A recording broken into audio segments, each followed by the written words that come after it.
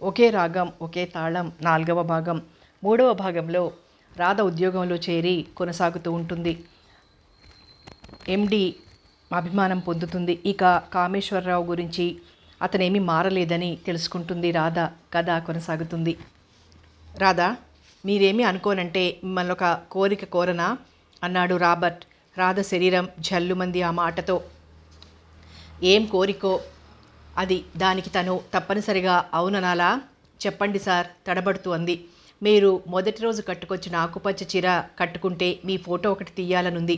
మీకేమీ అభ్యంతరం లేకపోతే అన్నాడు. అంతేనా అనుకుంటూ దానికేం సార్ తప్పకుండా తీసుకోండి అంది. Thank you. 5 నిమిషాలు మౌనంగా గడిచాయి. మా ఇల్లు చూపిస్తాను రండి. రాబర్ట్ లేచాడు. రాధ అతను వెనకే నడిచింది. మా ఫ్రెండ్ ఒకడు అమ్మేస్తుంటే కొన్నాను. ఇద్దరు ఇల్లంతా తిరిగారు. ఆ ఇంటికి దాని ఐశ్వర్యాన్ని చూసిన రాధకు నోట మాట రాలేదు.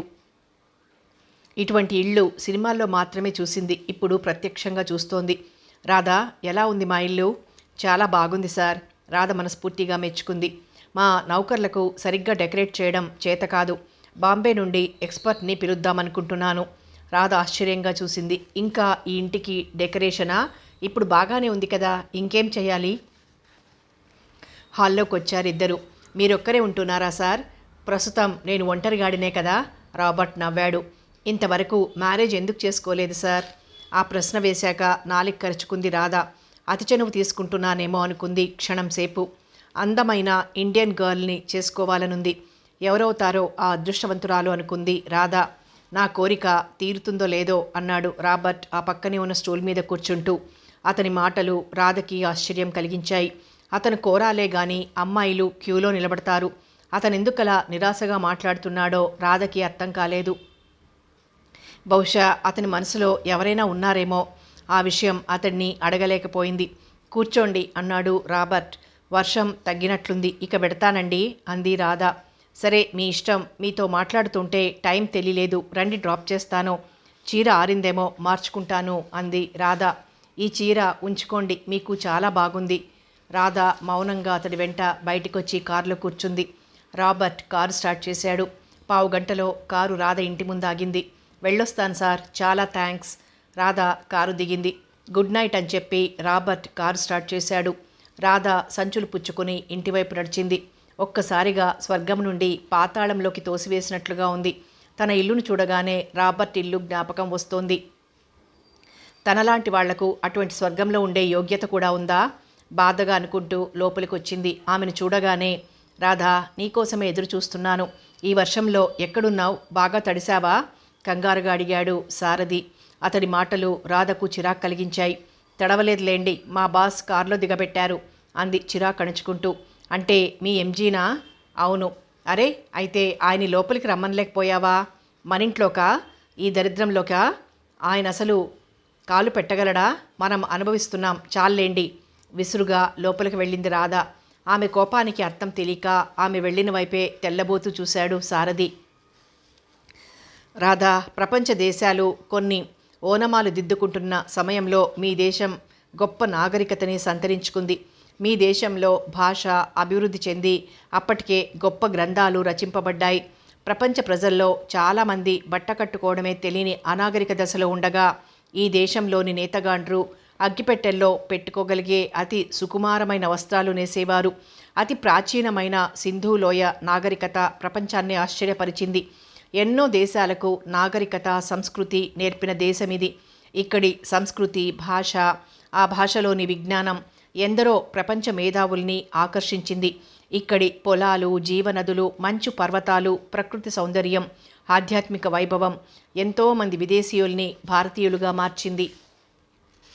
ఒక చల్లటి సాయంత్రం వేళ కృష్ణానది ఒడ్డున ఉన్న పార్కులో కూర్చొని రాబర్ట్ తన పక్కనున్న రాధతో తన్మయత్వంగా చెప్తున్నాడు. రాధా, మీ సంస్కృతి, ఆచారాలు, అలవాట్లంటే నాకెంతో ఇష్టం.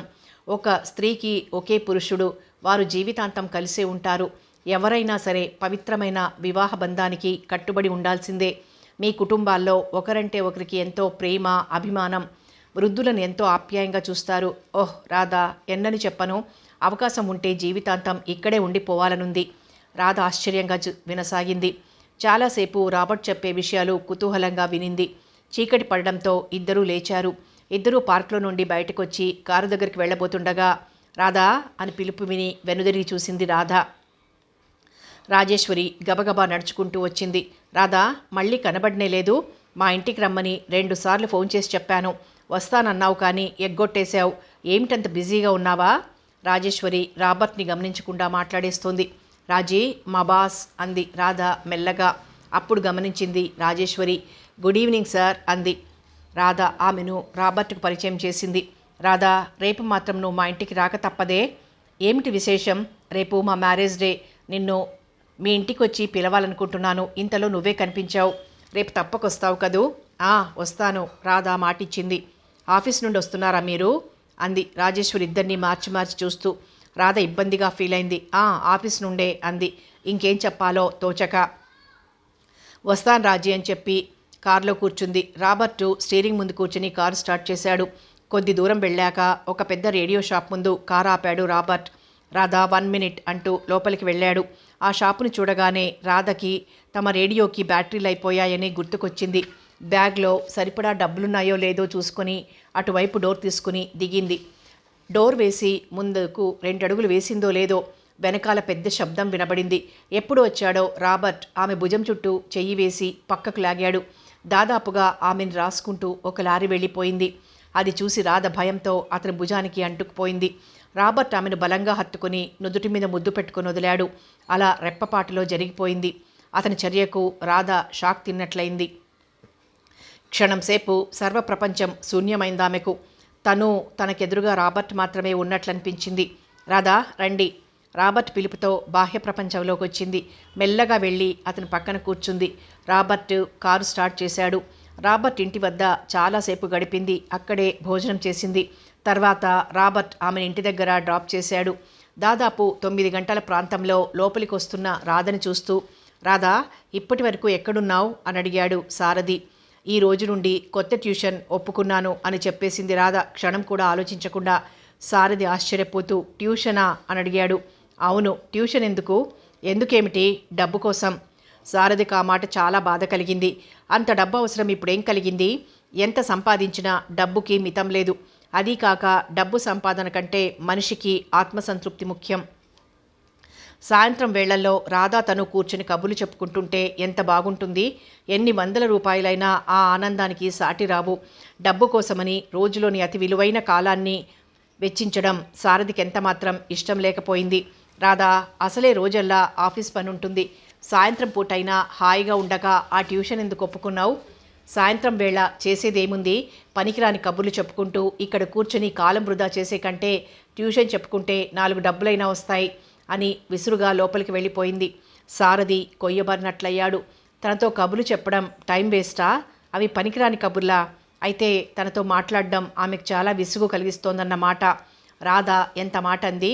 రాధా, నువ్వు మారిపోతున్నావు అనుకున్నాడు సారథి బాధగా. ఆ రాత్రి రాధ అదే ప్రశ్న తనను తాను వేసుకుంది. నేను మారిపోతున్నానా? అవును, నాలో ఏదో మార్పు వస్తోంది.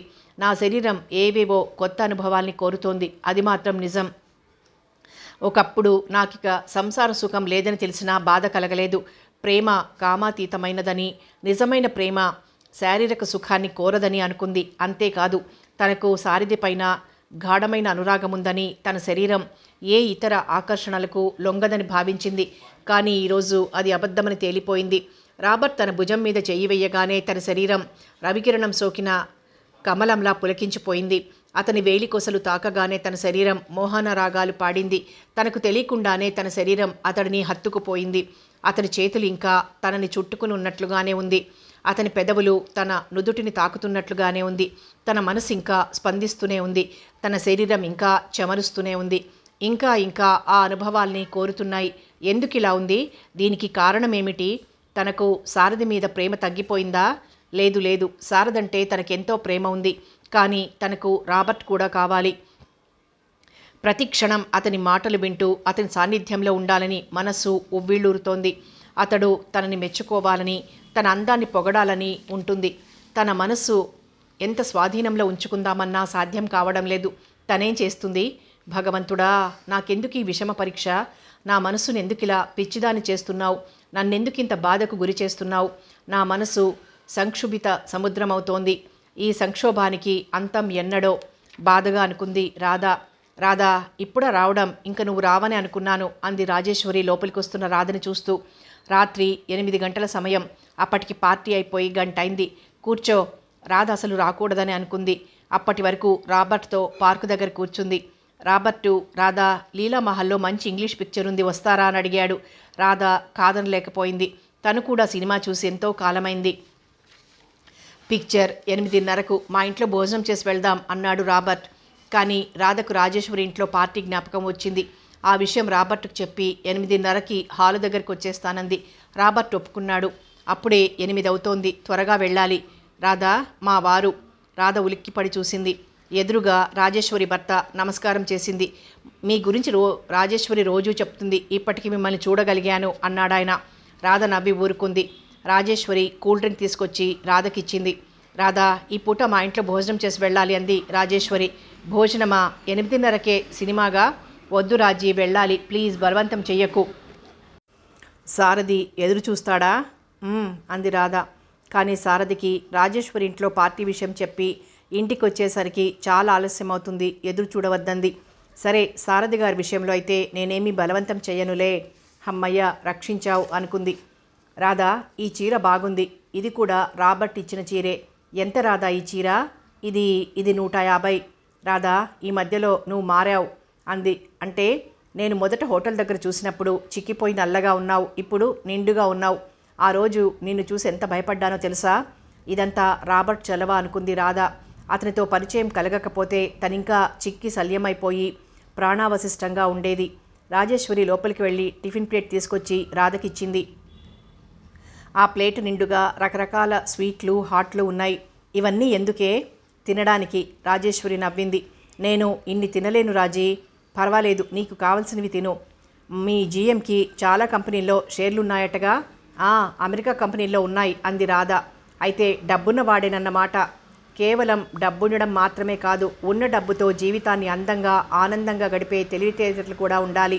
అది మనకంటే విదేశీయులకు బాగా తెలుసు. మనం ఎంతసేపు నీతులు నియమాలు అనుకుంటూ బ్రతుకుని దుఃఖభాజనం చేసుకుంటున్నాం అంది రాధ. నువ్వెప్పుడు రీసెర్చ్ చేశావే? రాజేశ్వరి నవ్వింది. దీనికోసం పెద్ద పరిశోధన చెయ్యాలా ఏమిటి? మన జీవితాలు చూస్తే తెలుస్తుంది అంది రాధ నిర్లిప్తంగా. రాజేశ్వరి ఆశ్చర్యంగా చూసింది రాధ వైపు. ఆ మాటల వెనుక ఉన్న రాధ మనస్సుని తెలుసుకోవాలని ప్రయత్నించింది. 8:30 అవుతోంది. మంచినీళ్లు తాగి ఇక నేను వెళ్తాను రాజీ అంది. అప్పుడేనా? చెప్పానుగా కారణం. వెళ్ళాలి. మా వారిని పంపనా? ఇంటి వరకు దిగబెడతారు అంది రాజేశ్వరి. రాధ తడబడింది. అబ్బే వద్దు, నేను వెళ్ళగలను. సరే, నీ ఇష్టం. రాజేశ్వరి గుమ్మం వరకు సాగనంపి, రాధా, దూరపు కొండలు ఎప్పుడూ అందంగానే కనిపిస్తాయి. దగ్గరికి వెళ్ళాక ఆ కొండలు ఎంత అసహ్యంగా ఉన్నాయో తెలుస్తుంది అంది. రాధ చటుక్కున వెనక్కి తిరిగి, రాజీ, ఇప్పుడు ఈ విషయం దేనికి ఉపోద్ఘాతం అని అడిగింది కళ్ళు చికిలిస్తూ. కథ ఎలా ఉంటుందో తెలిసాకే కదా ఉపోద్ఘాతం రాయడం. నాకింకా కథ గురించి తెలీదు కాబట్టి ఇది ఉపోద్ఘాతం కాదు. నాకు తోచిన విషయం చెప్పాను అంతే అంది రాజేశ్వరి. రాధ ఇక తర్కించలేదు. వెళ్ళొస్తానని చెప్పి బయటకు నడిచింది రాధ. రాధకిప్పుడు రోజులు క్షణాల్లా గడుస్తున్నాయి. ఉదయం 10 గంటలకల్లా ఆఫీసుకు చేరుకుంటోంది. మధ్యాహ్నం లంచ్ అవర్లో రాబర్ట్ ఆమె కోసం నాయర్ చేసిన భోజనం తెప్పిస్తాడు. రాబర్ట్తో కలిసి భోజనం చేస్తుంది రాధ. ఆ తర్వాత సాయంత్రం 5 గంటలకి రాబర్ట్తో కలిసి ఏదైనా హోటల్లో టిఫిన్ తినడం. రాత్రి 8 వరకు పార్క్లోనో రాబర్ట్ ఇంటి ముందున్న తోటలోనో కూర్చొని కబుర్లు చెప్పుకోవడం. వీలైతే అక్కడే భోజనం చేసి ఇంటికి వస్తుంది. మధ్య మధ్యలో సినిమాలు, షాపింగ్. ఒకరోజు, రాధా, మీకు ఒక విషయం చెప్పాలి. సాయంత్రం 6 గంటల వేళ కృష్ణానది తీరాన ఉన్న పార్కులో కూర్చుని ఉండగా రాబర్ట్ అన్నాడు. చెప్పండి సార్, ఉత్సాహంగా అడిగింది రాధ. కానీ రాబర్ట్ ఎప్పట్లా లేడు. దేనికో భయపడుతున్నట్లుగా ఉన్నాడు. అది గమనించి రాధ ఆశ్చర్యపోతూ, ఏం జరిగింది సార్, చెప్పండి అంది. రాధా, నేను వీలైనంత త్వరలో అమెరికా వెళ్ళాలి.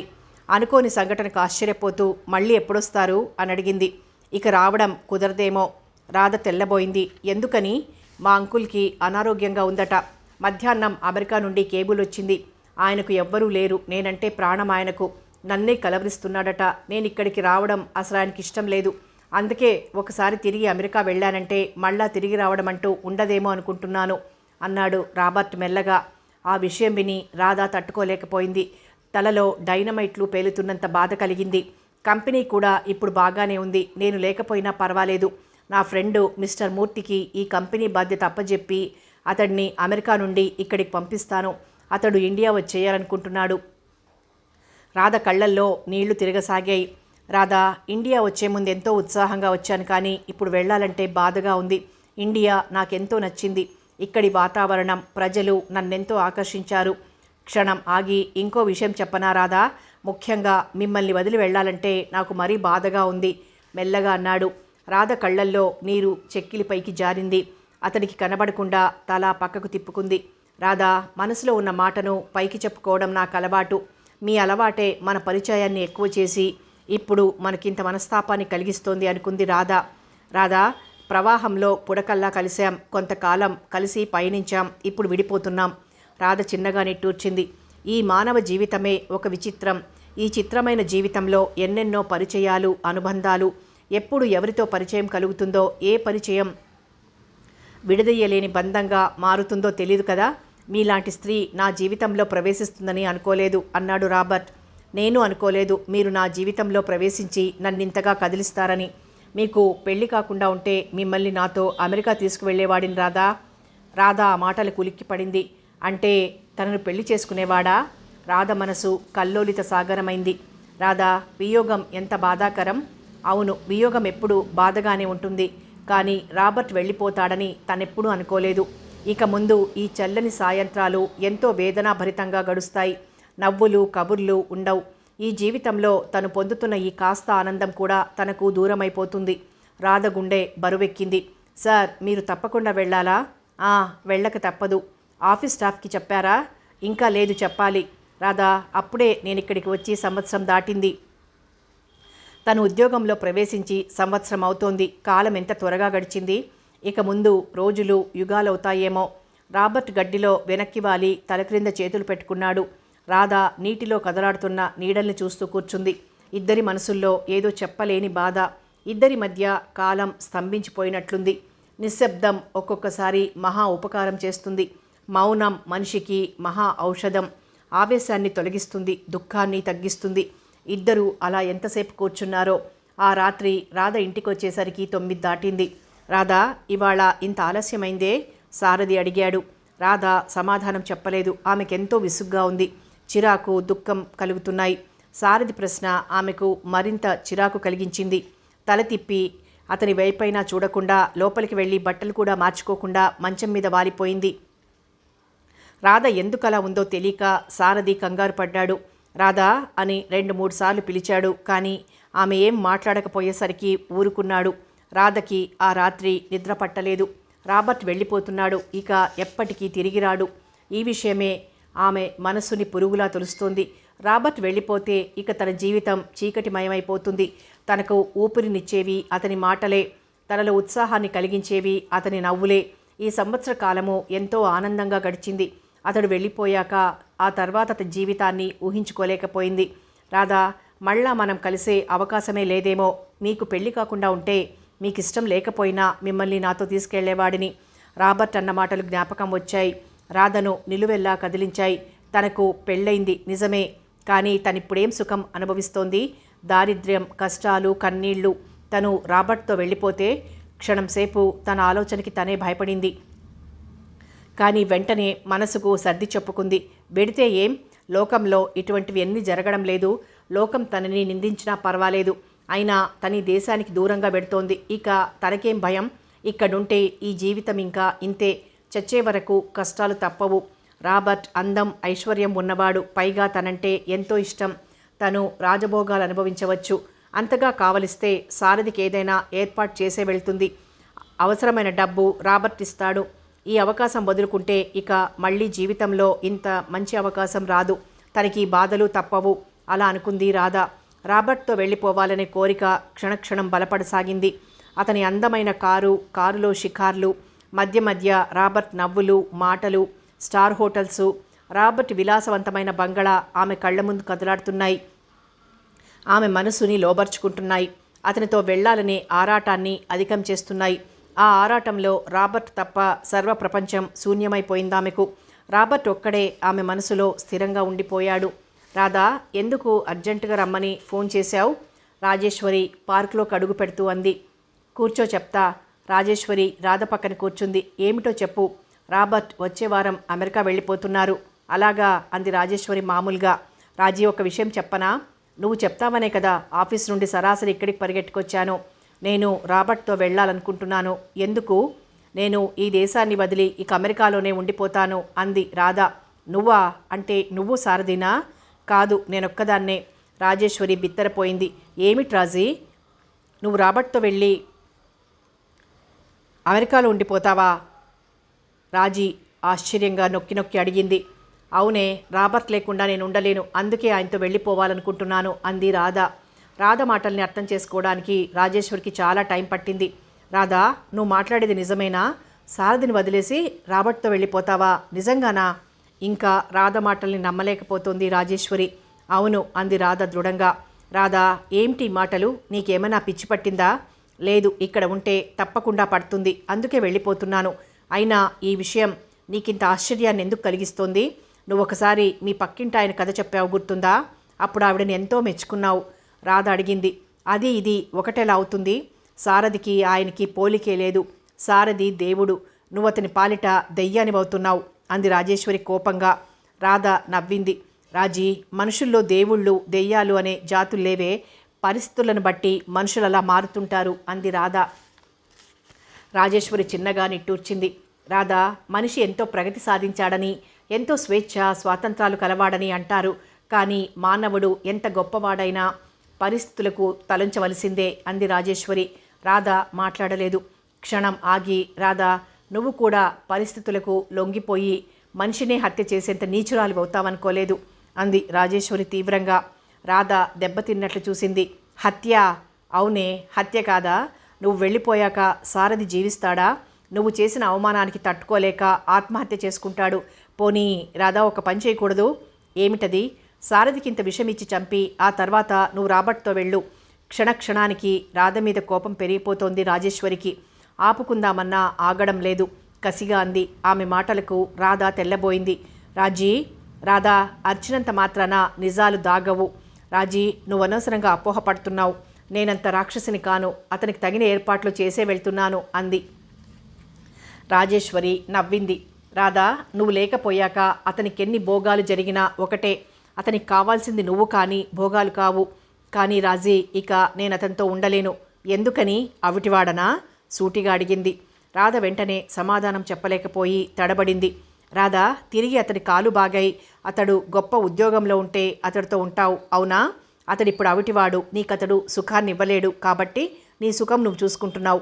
ఇదేనా నీ చదువు? ఇంతేనా నీ సంస్కారం? రాజీ, ముందు నేనొక్క ప్రశ్న వేస్తాను. దానికి నువ్వు సమాధానం చెప్పు. ఇక ఆ తర్వాత నువ్వు ఎన్ని నీతులు చెప్పినా వింటాను. ఏమిటది? నేనే కనుక అవిటిదాన్నై మంచంలో పడుంటే అతను నన్ను నా కర్మానికి వదిలేసి వేరే పెళ్లి చేసుకునేవాడా? లేదా చేసుకోడు. అతడే కనుక మానవత్వం ఉన్న మనిషి అయితే, సంస్కారం ఉన్నవాడైతే చేసుకోకూడదు. అన్ని సుఖాలు ఉన్నప్పుడు కలిసి ఉండి కష్టాలు వచ్చినప్పుడు విడిపోయేటట్లయితే ఇక ఈ వివాహాలు ఎందుకు రాదా? హిందూ వివాహ వ్యవస్థ చాలా గొప్పది. ఆ మంత్రాల బలం సాటి లేనిది. ఆ మంత్రాల్లోని అర్థం, ఆ వ్యవస్థలోని గొప్పదనం తెలిస్తే నువ్విలా సారథిని విడిచిపెట్టి వెళ్ళలేవు అంది రాజేశ్వరి. రాజీ, విసుగ్గా అంది రాధ. ఆమెకి రాజేశ్వరి మాటలు చాలా చిరాకు కలిగిస్తున్నాయి. రాజీ, నీతులు చెప్పకు, నేను వినలేను. నువ్వు చెప్పే ఈ మంత్రాలు బంధాలు అంత ట్రాష్. మనిషికి జీవితం ముఖ్యం. నాకు మిగతా వాటి మీద నమ్మకం లేదు రాజీ. నాకింకా 25 కూడా నిండలేదు. జీవితంలో నేనింకా ఏ సుఖాలు సరదాలు అనుభవించనే లేదు. నా జీవితం ఇలా ఎడారిలో గులాబీలా వాడిపోవాల్సిందేనా? ఏ సంతోషము లేకుండా జీవితాంతం నేనిలా ఏడుస్తూ కూర్చోవడం నీకిష్టమా? చెప్పు రాజీ. ఆ ప్రశ్నకు రాజీ కంగారు పడింది. రాధ వాదన ఆమెను ఉక్కిరి బిక్కిరి చేసింది. రాజీ, నాకు జీవితంలో గొప్ప అవకాశం వచ్చింది. అదృష్టం రాబర్ట్ రూపంలో వచ్చి నన్ను వరించబోతోంది. నా జీవితం నందనవనం కాబోతోంది. నేను ఊహించని సుఖాలు ఆనందాలు నా స్వంతం అవబోతున్నాయి. రాబర్ట్కి నేనంటే ప్రాణం. అతడు నన్ను ఆరాధిస్తున్నాడు. పనికిరాని సెంటిమెంట్లతో, వ్యక్తమైన నమ్మకాలతో వీటిని దూరం చేసుకోనా? నాకు అందమైన సంసారం, చక్కని పిల్లలు కావాలనుంది. రాజీ, రాబర్ట్ నాకు అవి అందించగలడు. అవి అందుకునే అర్హత నాకు లేదా? జీవితాంతం ఈ దుఃఖాన్ని దారిద్ర్యాన్ని అనుభవిస్తూ మోడులా జీవించనా?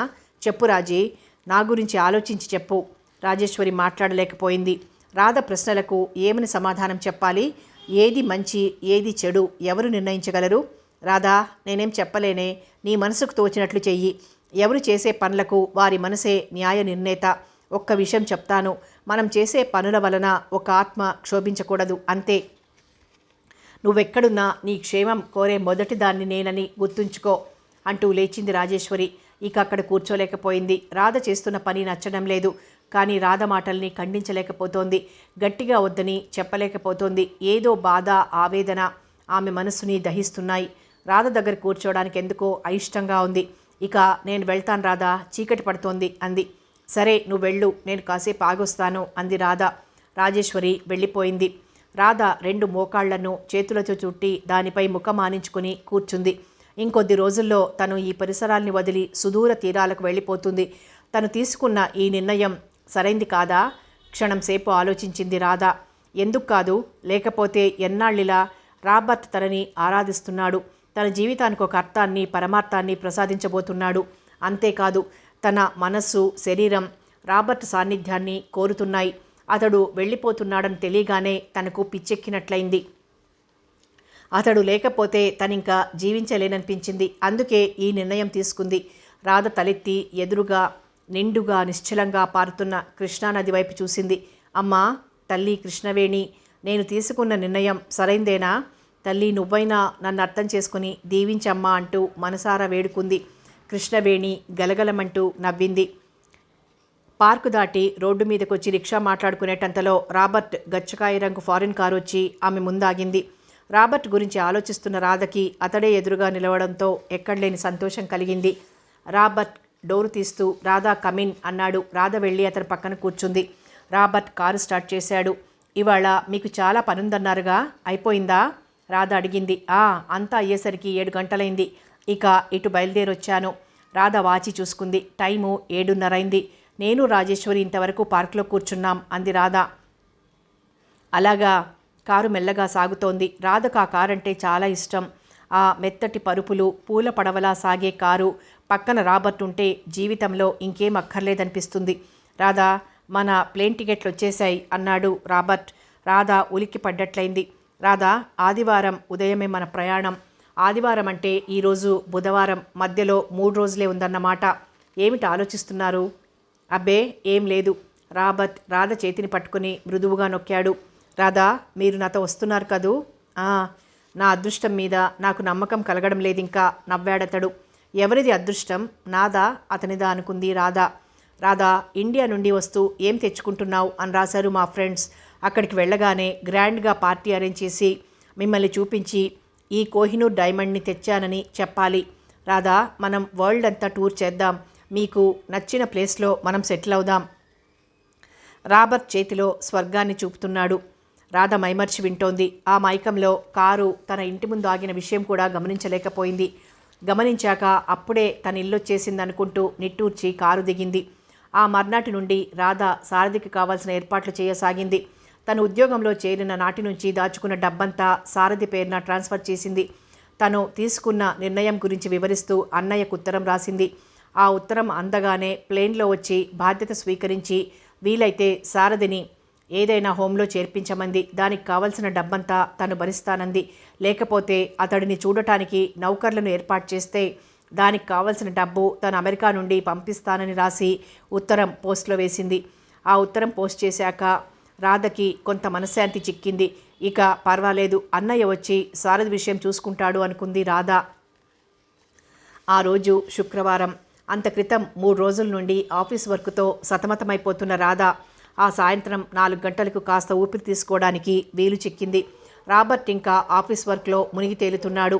అతడు అమెరికా వెళ్ళిపోతున్నాడని తెలిసినప్పటి నుంచి ఆఫీస్ స్టాఫ్ అంతా చాలా బాధపడిపోతోంది. తమ కళ్ళ ముందు ప్రత్యక్షమైన దేవుడు మళ్ళా కనిపిస్తాడో లేదోనని అందరూ తమ కష్టాల్ని, సమస్యల్ని అతనికి చెప్పుకుంటున్నారు. అతడు ఓపిగ్గా అవన్నీ విని వీలైనంత వరకు వాళ్లకు సహాయం చేస్తున్నాడు.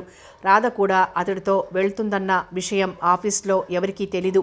తాను వెళ్లే వరకు ఆ విషయాన్ని రహస్యంగా ఉంచదలిచింది. ఆ రోజు ఆఫీస్ వర్కర్లు రాబర్ట్కి పార్టీ ఇస్తున్నారు. కానీ రాధ ఆ పార్టీకి ఉండదలుచుకోలేదు. తలనొప్పిగా ఉంది. త్వరగా ఇంటికి వెళ్తానని రాబర్ట్ దగ్గర పర్మిషన్ తీసుకుంది. ఆదివారమే ప్రయాణం అవడం వలన మర్నాడు సెలవు పెట్టింది. కాగితాలు సర్దేసి 4:30కి బయటకు వచ్చి బస్టాప్ దగ్గర నిలబడింది. అరగంటకు బస్సు వచ్చింది. ఇంటికి చేరేసరికి 5:30 దాటింది. చాలా రోజుల తర్వాత ఇంటికి చీకటి పడకుండానే వస్తోంది. ఇంకా రేపటి నుండి ఈ బస్సు కోసం నిలబడక్కర్లేదు. గబ్బు వాసన కొట్టే ఆ చీకటి గదుల్లో ఉండనక్కర్లేదు. మెత్తటి ఫారిన్ కారులో ప్రయాణం చేస్తుంది. రాజభవనం లాంటి ఇంట్లో జీవితం గడుపుతుంది. ఊహాలోకంలో తేలిపోతూ ఇంటికి వచ్చింది. ముందు గది తలుపులు ఓరగా వేసి ఉంటే నెమ్మదిగా తోసింది. లోపలికి అడుగేయబోతూ ఎదురుగా కనబడ్డ దృశ్యాన్ని చూసి కొయ్యబారిపోయింది. సారథి క్రింద స్టవ్ ముందు కూర్చునున్నాడు. వంకాయల్ని ఎడం చేత్తో పుచ్చుకొని కుడి చేత్తో చాకు పుచ్చుకొని తరగడానికి ప్రయత్నిస్తున్నాడు. చాకు చేతుల మధ్య నిలవడం లేదు. అలాగే పట్టుకొని అతి కష్టం మీద తరుగుతున్నాడు. అతడు పడుతున్న శ్రమకు నుదురంతా చెమట పట్టేస్తుంది. గాజుల గలగల విని సారథి తల తిప్పి చూశాడు. ఎదురుగా రాధా. రాధా, నువ్వా? అప్పుడే వచ్చేసావా? కంగారు పడ్డాడు. మీరేం చేస్తున్నారు? రాధ సూటిగా అడిగింది. అబ్బే, ఏం లేదు. పనిపిల్ల ఏమైంది? పనిపిల్లకు కూర చేయడం రాదు రాదా? పగలల్లా ఆఫీస్లో శ్రమపడి వస్తావు. కూర లేకుండా తినలేవని నేను అన్నం తిన్నాక వండుతున్నాను అన్నాడు. రాధ మనసు చివుక్కుమంది. ఈ మధ్య పనిపిల్ల 6ంటికే ఇంటికి వెళ్తానని గొడవ పెడితే సారథికి అన్నం పెట్టేసి వెళ్ళమని చెప్పింది రాధ. 5:30 కల్లా సారథికి అన్నం పెట్టేసి వెళ్ళిపోతుంది.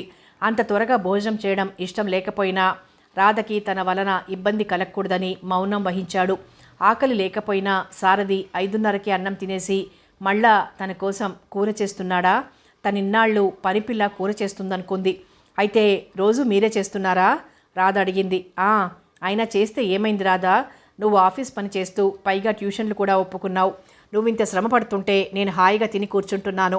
ఇంత కష్టపడి అలసిపోయి వచ్చి చారు నీళ్లతో అన్నం ఎలా తింటావు? నీ ఆకలి ఎలా తీరుతుంది? నేను ఇంట్లో కూర్చునేవాడిని కాబట్టి నేను ఎలా తిన్నా పర్వాలేదు. అందుకే నీకు ఈ కూర చేస్తున్నాను. ఇప్పుడిప్పుడు బాగా చేయగలుగుతున్నానులే అంటూ నవ్వాడు. రాధ నవ్వలేకపోయింది. ట్యూషన్ పేరిట తను సాగించే షికార్లు, ఆ షికార్లలో తినే పలహారాలు గుర్తొచ్చాయి. నిజంగా ఆకలి లేక సరిగ్గా అన్నం తినడం లేదని అతనికి తెలిస్తే అనుకుంది క్షణంసేపు. సారథి దేక్కుంటూ పక్కగూటి దగ్గరికి వెళ్ళి అగ్గిపెట్టి అందుకోబోయాడు. రాధ చటుక్కున ముందుకొచ్చి అతడి చేతిని పట్టుకొని మీరు లేవండి, నేను చేస్తాను అంది. పర్వాలేదు అనబోయాడు సారథి. కానీ రాధ ఊరుకోలేదు. అతడి చేతిలో నుండి అగ్గిపెట్టె తీసుకుంది. మిమ్మల్ని పడుకోబెట్టనా? వద్దు, నేను వెళ్ళగలను రాధా. నెమ్మదిగా దేక్కుంటూ వెళ్ళసాగాడు. అతను అలా పెడుతుంటే రాధ చూడలేక తల తిప్పుకుంది. మర్నాడు శనివారం ఉదయం 6 గంటలకే మెలకువ వచ్చింది రాధకు. పనిపిల్ల అరుస్తోంది. ఏంటయ్యా నీ గోల? కాసేపు ఆగలేవా? సీతాలు, నీకు పుణ్యం ఉంటుంది, కాస్త బెడ్ ప్యాన్ తెచ్చిపెట్టు. సారథి బ్రతిమలాడుతున్నాడు. అదెక్కడుందో ఎతికి తేవాలా, కాసేపు ఉండు, నా చేతిలో పన్నయ్యాక తెస్తా బిగ్గరగా అంటోంది. ఇదిగో, అంత బిగ్గరగా అరవకు, అమ్మగారు లేస్తాడు మెల్లగా అంటున్నాడు. లేవని, ఆవిడే తెచ్చిస్తుంది. వద్దు వద్దు, ఆవిడికి ఈ పనులు చెప్పకు. ఇప్పటికే నేను ఆవిడికి చాలా భారంగా ఉన్నాను. నాతో ఏ సుఖము లేకపోయినా నన్ను కళ్ళల్లో పెట్టుకుని కాపాడుతోంది. ఆవిడ దేవత సీతాలు. పాపం ఆఫీస్ పనితో అలసిపోతుంది, పడుకోని. అయితే నా చేతిలో పనయ్యాక ఇస్తా, అంతవరకు ఆగు. పోనీలే సీతాలు, నేనే అవతలికి వెళ్తాలే. ఆ మాట విని సారథి వెళ్తాడని రాధ ఉలిక్కిపడి లేచింది. సారథి వెళ్తాడా? మెట్లు దిగి ఎలా వెళ్ళగడు అనుకుంటూ గబగబా వంటింట్లోకి వచ్చింది. సారథి వంటిల్లు దాటి అతి కష్టం మీద మెట్లు దిగుతున్నాడు. ఆ దృశ్యం రాధ మనసుని కలిచివేసింది. ఏవండి, ఉండండి, నేను బెడ్ ప్యాన్ పెడతాను అంది రాధ. వద్దులే రాధా, నాకప్పుడప్పుడు ఈ మెట్లు దాటి లాబెటరీ వరకు వెళ్ళడం అలవాటే అంటూ దిగసాగాడు. రోజు రాత్రి 8కి ముందు ఎప్పుడూ ఇంటికి రాలేదు. ఉదయం 8కి ముందు నిద్ర లేవలేదు. అందుకే ఈ విషయాలన్నీ తనకు తెలీదు. ముఖ్యంగా అతని పని కోసమే తను పనిపిల్లను పెట్టుకుంది. దానికోసమే అది కోరిన జీతాన్నిస్తోంది. కానీ ఆ పిల్ల ఆయన్ని విసుక్కుంటోంది, కసిరి కొడుతోంది. రాధ మనసు బాధపడింది. ఎంత డబ్బిచ్చినా ఈ పనివాళ్ళు ఇంతేనా అనుకుంది. ఆ పూట రాధ వంట చేసింది. రాధా, ఈరోజు ఆఫీస్కి వెళ్ళవా అని అడిగాడు సారథి భోజనం చేస్తూ. లేదండి, ఈ పూట సెలవు పెట్టాను, వీలైతే మధ్యాహ్నం వెళ్తాలేండి అంది రాధ. భోజనం అయ్యాక సారథి కొంతసేపు రేడియో విని తర్వాత నిద్రపోయాడు. రాధ వంటిలు సర్ది ఆ తర్వాత సారథి గది సర్దింది. సారథి నిద్దట్లో కదిలాడు. రాధ అతని తలదిండు సర్దబోతుంటే దిండు క్రింద నుండి ఒక పుస్తకం జారి కింద పడింది. కథ కొనసాగుతుంది.